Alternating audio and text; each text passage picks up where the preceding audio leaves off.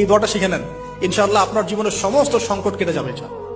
আমি নিজেও এই দোয়াটা বেশি বেশি করার চেষ্টা করি। দোয়াটা হচ্ছে, মুসা আলাইহিস সালাম একটা গাছের নিচে হেলান দিয়ে বসলেন, বসে দেখলেন দুইজন মেয়ে দাঁড়িয়ে আছে দূরে, পানি নিতে পারছে না।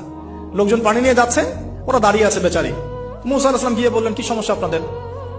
এটা নিয়ে আপনারা আবার মেয়েদের সাথে কথা বলার চেষ্টা করেন, ঠিক আছে?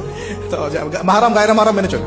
তারা বললেন যে আমাদের বাবা অনেক বৃদ্ধ মানুষ, আমরা পানি নিতে পারি না যতক্ষণ না আমাদের কম পানি নিয়ে চলে যায়। মুসা আলাইহিস সালাম একটু বললাম না, ফিজিক্যালি খুব স্ট্রং ছিলেন, থাকে না বডি বিল্ডার, সামনে গিয়ে কথা বলে সরো পানি দিতে দাও, তখন মানুষ একটু মূল্যায়ন করে না। তো মুসা আলাইহিস সালাম এভাবে পানি নিয়ে দিলেন এবং বাছুরদেরকে পানি পান করালেন, করিয়ে গাছের নিচে এসে বসে আছেন। বসে বসে তিনি দোয়া করছেন, এই যে দোয়াটা তিনি দোয়া করছেন, রব্বি, একটা নেক কাজ করলেন, নেক কাজ করলেন না, মানুষের উপকার করলেন, নেক কাজ করে এসে গাছের নিচে বসে দোয়া করছে, আল্লাহ এখানে তো আমার খাবার পানি বাসস্থান কিছুই নাই, আমি কি করব?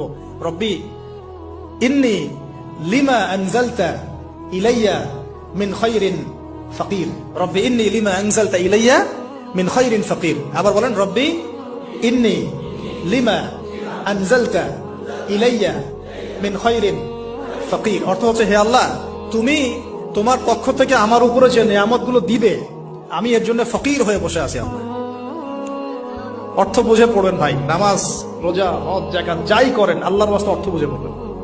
অর্থ বুঝে পড়লে আপনার ইবাদতের স্বাদ পাবেন, তৃপ্তি পাবেন। আল্লাহ